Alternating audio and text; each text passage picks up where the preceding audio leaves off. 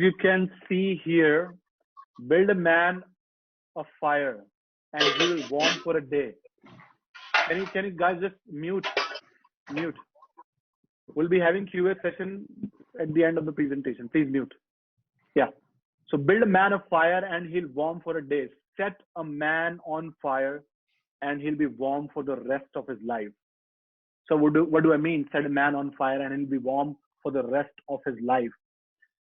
What I want to say here, if you share right sort of strategies, right kind of strategies, if you try your best to show the right path, ultimately the mentor can show you the path, but the disciple has to walk the path. So build a man of fire. True mentor, they don't build anything for you. They show you the right path. So I'll be sharing few strategies, few success strategies. It's up to you how wisely you execute all those strategies. So let's begin. I've got 9 success secrets no one talks about, or you can say it's rarely talked about. It's really not frequently talked about. And I'm not going to be a motivational speaker. You know what I think of these motivational speakers, most of the guys. I'm not going to tell you to copycat somebody else's biography. This is going to be something else. 9 success secrets nobody talks about. We won't be sharing all the secrets in today's presentation. I'll try to share 1 or 2 maximum. As I said, I've tried my best to bring all the useful content, the useful information. You know my resources. I read a lot of books, many books. I'm just a book freak, an avid reader. Then I discuss a lot. I interview people a lot. I've got this experience. So out of all these things, I've selected 9 strategies to be successful. This is not just materialistic success. If you have got successful personality inside, I personally believe you can create any materialistic thing. You can buy anything. So 9 success secrets nobody talks about. Let's begin. The first one, fear of failure. This is no joke. As I've written here, one of the biggest reasons many people are not able to achieve success because of this fear of failure. If you're afraid of public speaking, this also comes under fear of failure. If you have fear of interviews, this also comes under fear of failure. How? Because why do we have stage fright? We have these feelings. We might forget a content. It means we might fail to deliver a content. Fear of failure. Or people will make fun of us. It means we might fail in terms of impressing them. Fear of failure. So if you sum up most of the failures, especially professional, and most of them are personal as well, but not all of them, because somebody has fear of spiders. So these fears something else.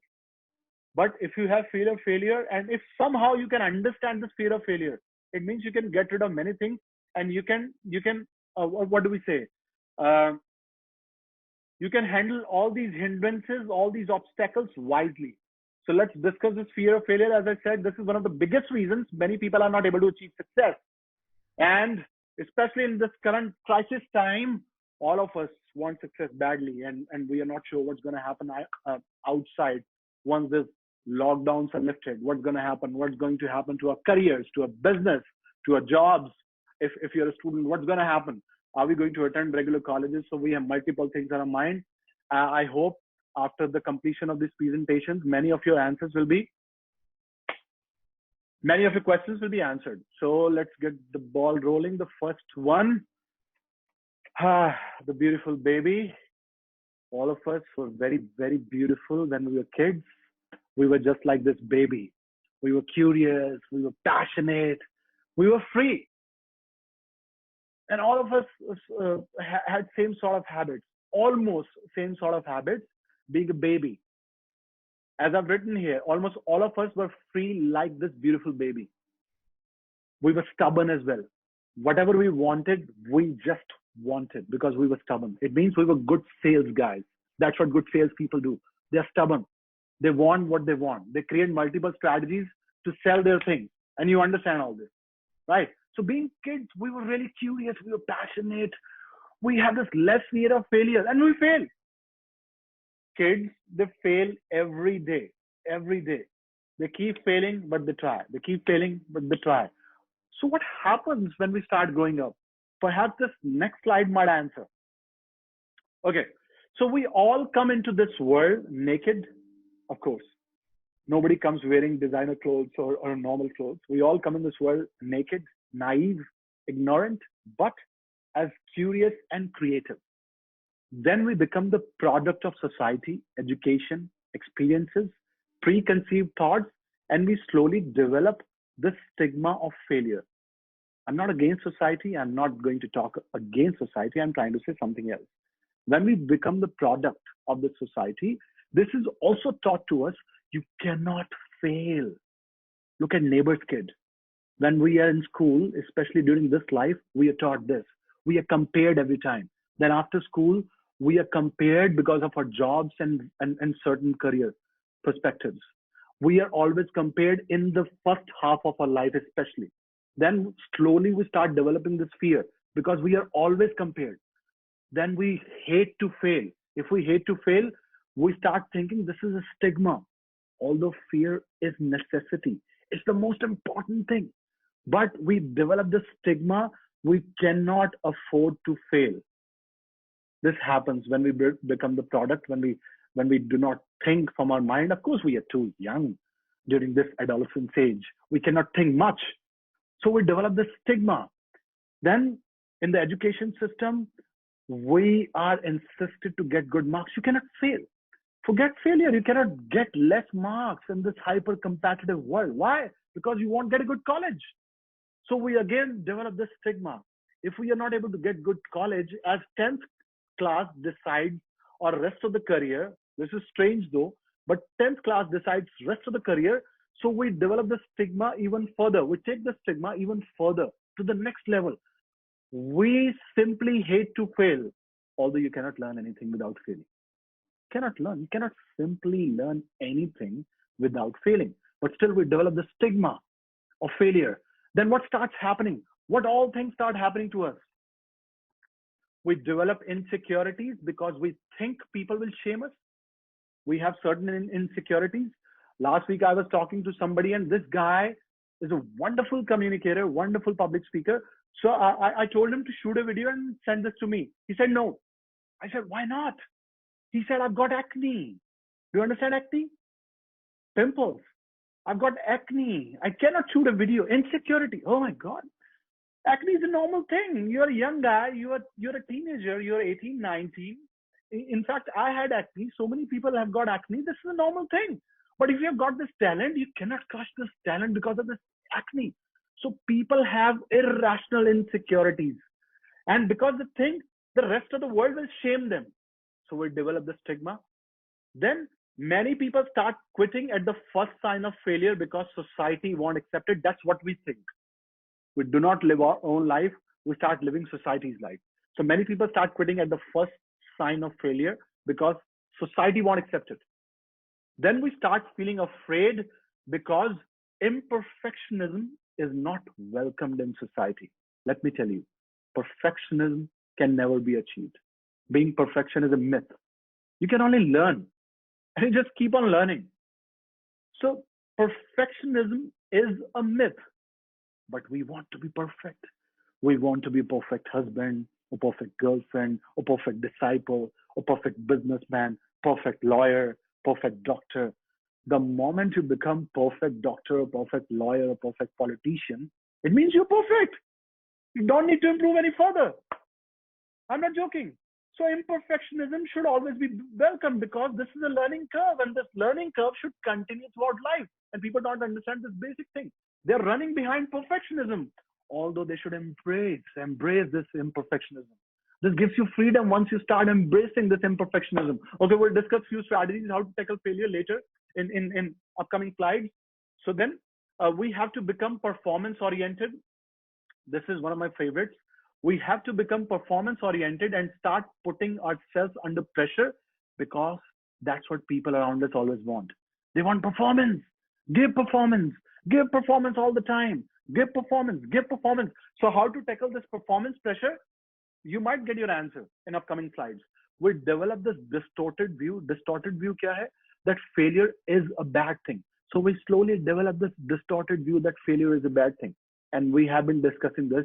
You cannot learn anything without failing. Failure is a blessing in disguise. We stop taking risk, remain in a status quo, existing state of affairs. जहां हैं वहीं रहेंगे, क्योंकि ऐसे ही हम थे, ऐसे ही हमारे ancestors थे, तो हम भी ऐसे ही करेंगे. I know so many business people, they have been running same sort of business for 30, 40 years. They haven't upgraded even this much because they believe our ancestors were doing the same way and we want to do the same way. All the world is changing. Only thing in the world, only permanent thing in the world is a change. So willingly or unwillingly, you got to change. I mean to say, you got to improve. But people don't understand. Okay.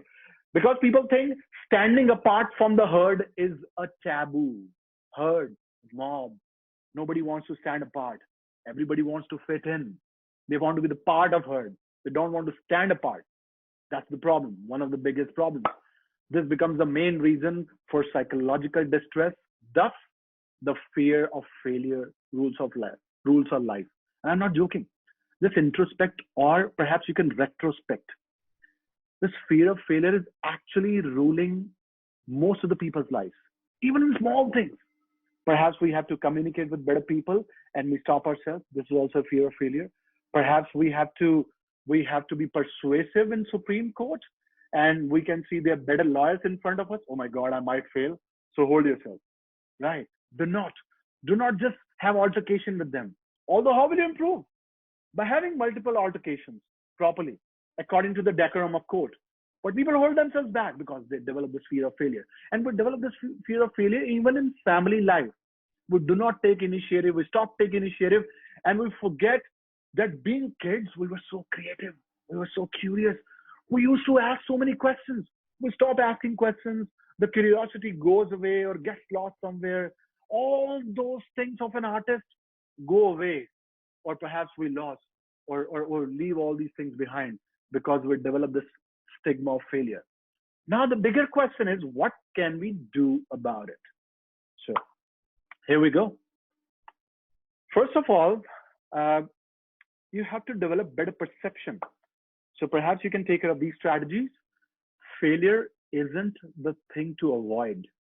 Why? Because it plays crucial role in cultivating skills.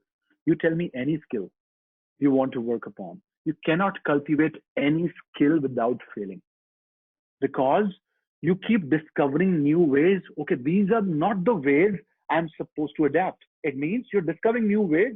This is not the way I'm going to walk. This is not a failure. People have this distorted view about failure. I'll clarify this. So first of all, you need to understand failure is not the thing to avoid. It plays crucial role in cultivating skills. We can never accomplish something great without ample doses of failure.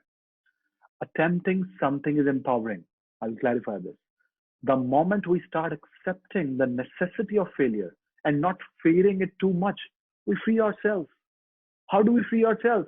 Because we start taking initiative. Okay, I want to do skydiving. I'm nervous, no problem. I can be nervous. But that's the only secret. In spite of this nervousness, you have to take a step. Right? You want to be a successful entrepreneur, you got to be willing to take risk. And somehow, if you start thinking beyond this fear of failure, you free yourself. All of a sudden, your life becomes better because you start taking initiative in court, in your business house, in your college, in your family, everywhere. Okay, you start understanding, okay, if I'm not good at this, but at least I accept this, but I can be good at this by taking initiative. So if you start thinking beyond the fear of failure, or perhaps if you understand the necessity of failure, you free yourself. As I said, failure is a blessing in disguise. No one is born with an innate ability to write an amazing book or playing piano or doing many things. No one is born with an innate ability. Everybody on this planet, whatever you say, whether they might be godly gifted or God has given them some special gift, but they have to cultivate their skills and they have to think beyond the fear of failure. Now, what can we do about it? I have just talked about perception. Let's discuss few strategies. Possible solutions. What can be the possible solutions? Expose yourself to your faulty thought pattern. That's what you need to do first. You need to expose your own self. I mean to say self-analysis. Perhaps you can take a pen and paper, expose yourself to your faulty thought pattern that why do I have this fear of failure?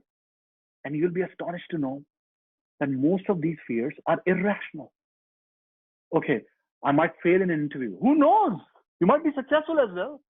You got to give the attempt. Yes, prepare for the worst, but you're going to attempt. Who knows? You might get selected. So expose yourself to your faulty thought pattern, identify it, dispute it because it is irrational and unreasonable. Most of the times, you'll find it irrational and unreasonable. Just try this. This might be your homework. Just try this. I might ask certain people in the next class, or did you try? Did you try the pattern? Did you expose yourself to the faulty thought pattern? Just try this exercise. This might help. This has helped me. I only try to share those strategies, the strategies which have been working for me. So this has been working for me. I keep exposing myself to my faulty thought pattern that why do I have this fear of failure? What is the worst case scenario? Am I going to get killed? No. So is somebody going to bomb me? No. So why am I afraid? Why am I holding myself back? Just expose yourself to faulty thought pattern. Then this is one of the very important strategies. Develop growth mindset. Do not, why people have this fear of failure? We have discussed many reasons, but this is also one of the main reasons because people are over worried about their outcomes. They focus less on the process. They focus more on the outcomes. This is one of the biggest reasons. So what are you going to do? You have to develop this growth mindset. As I've written here, do not worry about outcomes. Focus on the process. With growth mindset, we start seeing failure as an invaluable learning opportunity because you're learning new things. How you're learning new things? You're not stopping yourself. You're thinking beyond this fear of failure. It means you're trying new things in life. If you try new things, the life becomes fascinating. You become catalyst for the upcoming generation because you're trying new things. Perhaps you might do wonders. And we should be thankful to the people who thought beyond the fear of failure. I'm going to talk about this. So what you ought to do today, you might forget everything, but you shouldn't be forgetting that we have to develop this growth mindset. Do not worry about outcomes. Focus on the process. Don't worry about outcome. Focus on the process. Why I'm repeating again and again? Because most of you, perhaps some of you are writing. As I said, we start seeing failure as an invaluable learning opportunity. You can try all these things at home. Okay.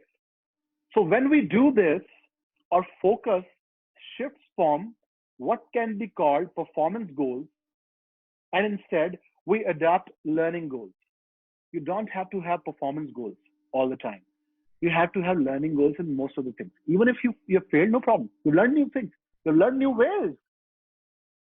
So in most of the cases, shift your goals. Perhaps switch from performance goals to learning goals. Perhaps take a leap from performance goals to learning goals. And all of a sudden you'll realize, oh my God, since my goal is a learning goal, okay, I'm going to go on the stage. I failed to give a speech, but at least I gave an attempt.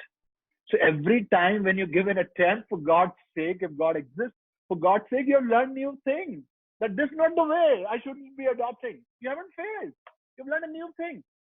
So your goal shouldn't be focused on performance. Your goal should be focused on learning.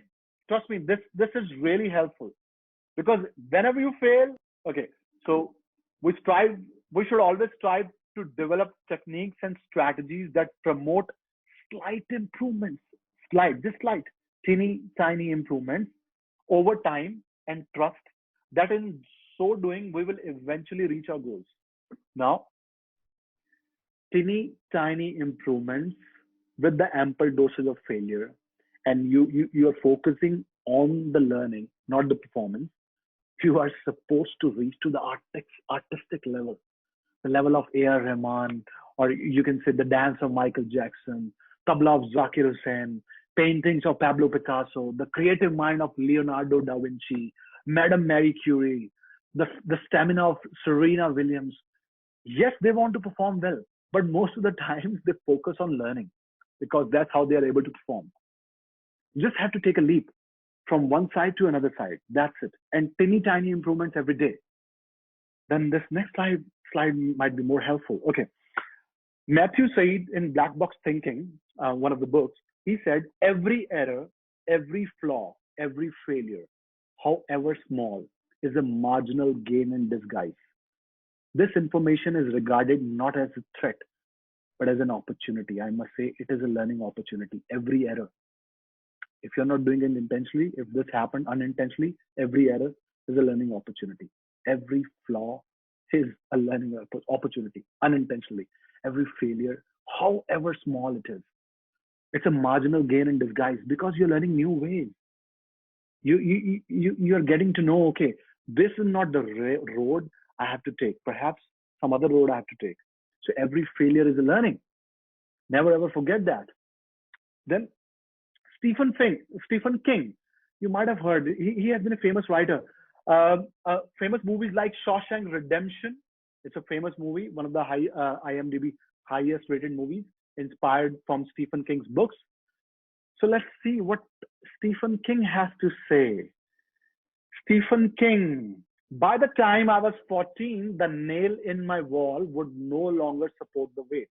Nail, keel. The nail in his wall was no longer supporting the weight by the time he was 14. Why? Because of the rejection slips. So many rejections.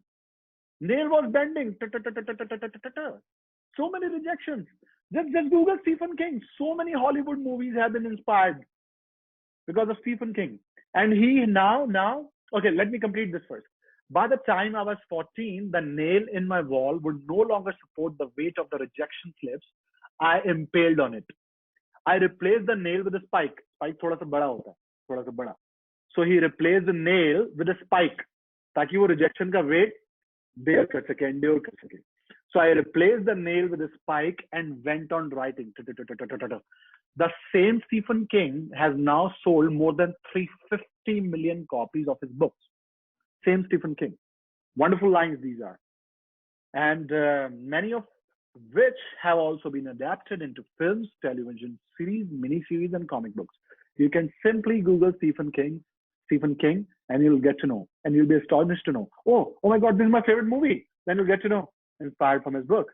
My favorite movie, inspired from his book. My favorite movie, inspired from his book. Why? Because he was just learning. He understood that failure is not a failure. It's an invaluable learning opportunity. You get to know where I don't have to go. The moment you get to know where you don't have to go, you can plan your life. Because you have got to know where you don't have to go. And how will you get to know where you don't have to go without ample doses of failure? It's a simple thing. How will you, on this earth, how will you get to know where you don't have to go without ample doses of failure? And if you know, I don't have to go there, you won't commit a suicide. Okay. So, since I wanted to sum up, so these lines were supposed to be written by me, and free yourself, free yourself, free yourself from the shackles, because the real failure is laziness. Remember this: laziness is a real failure. What we have been taught about failure is not a failure. The real failure is laziness. If you try to attempt something and something doesn't work out according to your plan, it simply means invaluable learning. And you might realize that all those ways were wrong. Perhaps you need to try harder. Or you either need to upgrade yourself or pivot. Take a turn. You either need to upgrade yourself or pivot. Beauty, failure, insecurities lie in our perceptions. This is a true thing. How will you define beauty? Everybody defines beauty according to their own perception. So beauty, failure, insecurities lie in our perceptions or in the eyes of beholder. Everybody has a different way to see the world. Everybody has a different perception. So beauty, failure, insecurities lie in our perception or in the eyes of beholder. It doesn't exist in reality. I'm not joking. It does not exist in reality. Life is short. Time flies. Stop living people's lives and start living your own. Free yourself, free yourself, free yourself. As I said, the real failure is laziness. nothing else. If you're attempting something, this is not a failure. This is an invaluable learning opportunity. You simply get to know where you don't have to go. So you can either pivot or you can try harder. But that's not a real failure. So do not believe the true definition that society has given to us. Oh my God, you couldn't do this. You failed. No, you didn't fail. You attempted. You're still better than those people who are not even trying, but you tried. It's not a failure. The real failure is not attempting anything. So laziness. Let me correct the definition of failure. It has to be laziness, nothing else. That's the real failure. Who's gonna decide? You have failed. Who's gonna decide? This world cannot decide we have failed. Perhaps we have learned new ways. So who's gonna decide you have failed? Sir, I have one thing to say. I have one thing to say.